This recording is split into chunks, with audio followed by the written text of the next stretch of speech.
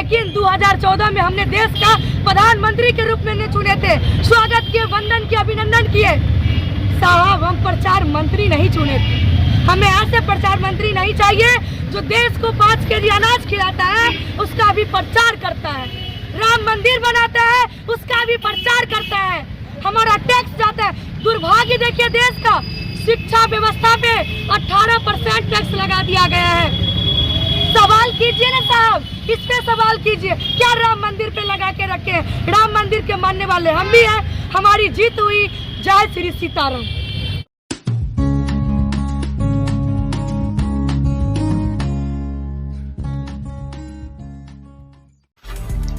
दरभंगा जिला की सामाजिक कार्यकर्ता प्रियंका झा दरभंगा के सामाजिक कार्यों में लगातार बढ़ चढ़ करके हिस्सा लेती रहती हैं।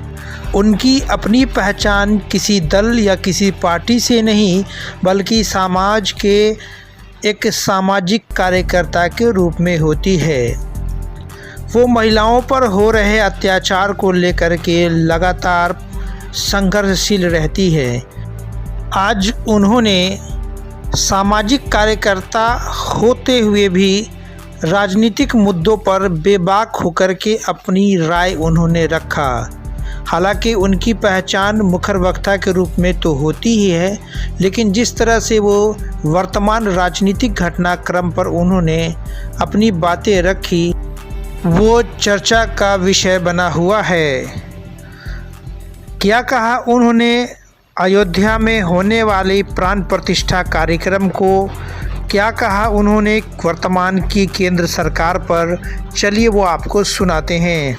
हमारे YouTube चैनल को सब्सक्राइब करना और बेल आइकन दबाना ना भूलें ताकि हर वीडियो आप तक सबसे पहले पहुंचे। अयोध्या जाने की बात जो रही वो तो हम जरूर जाएंगे, क्योंकि वो मेरी आस्था की मूर्त है, मेरा प्रतीक है, उनका मैं सम्मान करती हूँ, सनातन धर्म का सम्मान करती हूँ। लेकिन कुछ लोग हैं जो इस राम मंदिर को चुनावी मुद्दा के तौर पे इसको भुनाने का काम कर रहे हैं। राम मंदिर अभी पूरे तरीके से बना नहीं है, वो अधूरा है, पहले उसे पूरा तो होने दिया जाए। यहाँ राजनेता अपने फायदे के लिए, राजनेता अपनी मजबूरी के लिए प्राण प्रतिष्ठा करवा रहे हैं। ये राजनेता की मजबूरी होगी, हम लोगों की मजबूरी नहीं है। हम लोग भी धर्म को मानने वाले हैं, सनातन धर्म को मानने वाले में से हैं, लेकिन हमारी मजबूरी नहीं है, ये राजनेता की मजबूरी है जो 22 जनवरी को राम मंदिर में प्राण प्रतिष्ठा रामचंद्र जी को करवाने जा रहे हैं। जिन्होंने हम लोगों के अंदर प्राण डाला है, हम लोग जिनके भरोसे जीवित हैं, उनके अंदर ये लोग अब प्राण प्रतिष्ठा करने जा रहे हैं। इससे बड़ा दुर्भाग्य क्या हो सकता है? सही समय आने दिया जाना चाहिए। मंदिर पूरे तरीके से बन जाता, कंप्लीट हो जाता, सही समय सही मुहूर्त में पूरे विधि विधान के साथ इनका सब कुछ होता, पूजा पाठ होता। ये क्या ऐसी मजबूरी हो गई? ये कुछ नहीं, ये राजनेता अपनी मजबूरी के कारण ये 22 जनवरी को अयोध्या राम मंदिर में रामचंद्र जी का प्राण प्रतिष्ठा करवाने में लगे हुए हैं। क्या मजबूरी है नेताओं की? चुनावी मुद्दा है। हम कैसे जीतेंगे? हम सत्ता में कैसे आएंगे? ये शर्म की बात है। ये सत्ताधारी लोग हमेशा से जनता को बेवकूफ बनाने का काम किया है। ये लोग बेवकूफ देखिए, यही लोग इस देश की सारी समस्याओं का हल है इस केंद्र के पास। अयोध्या देखिए, देश का इकोनॉमिक गिर गया है, विदेशी कर्ज 205 लाख करोड़ पर पहुंच गया है। लेकिन साहब आप अयोध्या देखिए, स्वास्थ्य विभाग, सरकारी संपत्ति लज्जर व्यवस्था में है, बेड नहीं मिल रही है मरीजों को हॉस्पिटल में। लेकिन आप अयोध्या देखें, यहाँ पे देखिए 80 करोड़ देशवासी 5 केजी सरकारी अनाज पर जीवन यापन कर रहे हैं। लेकिन आप अयोध्या देखिए, पैसा जो है गिर रही है, रुपया गिर रही है, डॉलर उड़ रही है। लेकिन आप अयोध्या देखिए, ऐसा देश जहाँ का एक भी केंद्र में ऐसा कोई विश्वविद्यालय नहीं है जो विदेश में टॉप सर्वश्रेष्ठ यूनिवर्सिटी में काउंट होता। लेकिन साहब आप अयोध्या देखिए, हम कहते हैं फिर से कि सनातन को मानने वाले हम ही हैं, हम भी मानते हैं, धर्म की बात हम भी करते हैं, लेकिन भक्त है भाई, अंधभक्त नहीं है, अंधभक्ति नहीं होनी चाहिए। हमारा चुनावी मुद्दा शिक्षा, रोजगार, स्वास्थ्य है, उस मुद्दे पे बात होनी चाहिए। हमें रोजगार चाहिए, हम संविधान को मानने वाले हैं। आज जो ये माइक लगा के हमसे पूछ रहे हैं ना साहब, ये बाबा साहेब भीमराव अम्बेडकर जी का देन है जो आज हम आपके सामने खड़े हैं, हम उनके मानने वाले हैं। तो हम रक्षा करते हैं, लोगों की धर्मों की रक्षा करते हैं। हम नहीं, पूरे देश को अपने धर्म से प्यार है, अपने मजहब से प्यार है, लेकिन ये राजनीति राम मंदिर पे जो ये लोग करने का काम कर रहे हैं, ये चीजें नहीं चलनी चाहिए, इस पे बैन लगनी चाहिए। इस देश में चुनाव होगा क्योंकि रामचंद्र जी का मंदिर जो अयोध्या में बन रही है साहब, जो ये सनातन की जीत हुई है, ये जीत कोई केंद्र नहीं दिया है, ये कोर्ट के द्वारा जीत मिली है। ये से कब समझेंगे हम लोग?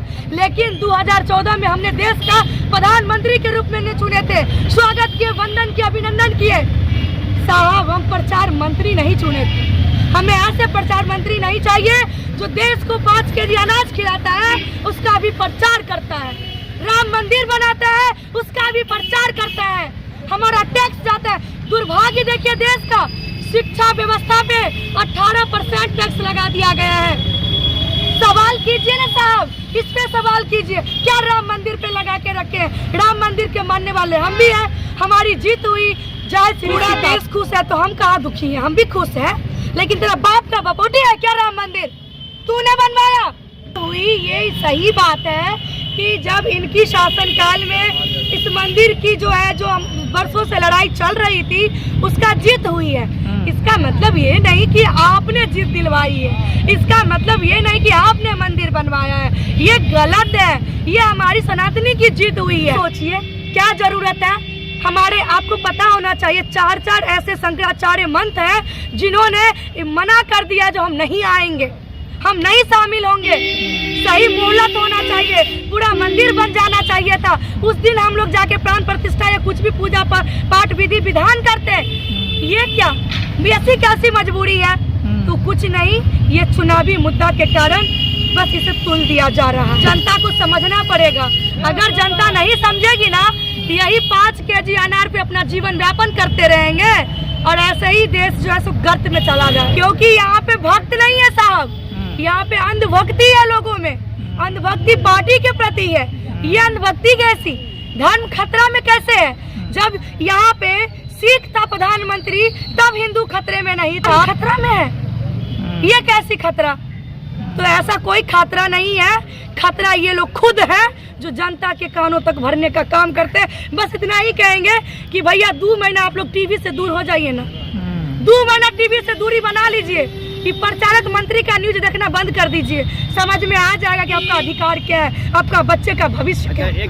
प्रधानमंत्री से आप इतना नाराज क्यों हैं? समझ में नहीं। हम नाराज कहाँ हैं, हमारा सवाल है शिक्षा, रोजगार, स्वास्थ्य, जो लेकर के वो आए हुए थे, हमारी सवाल तो वही है, हम उसी पे बात कर रहे हैं। हम नाराज कहाँ हैं? जो भी प्रधानमंत्री बने, शिक्षा, रोजगार, स्वास्थ्य पे बात करें, हम उनका वेलकम करने के लिए तैयार हैं।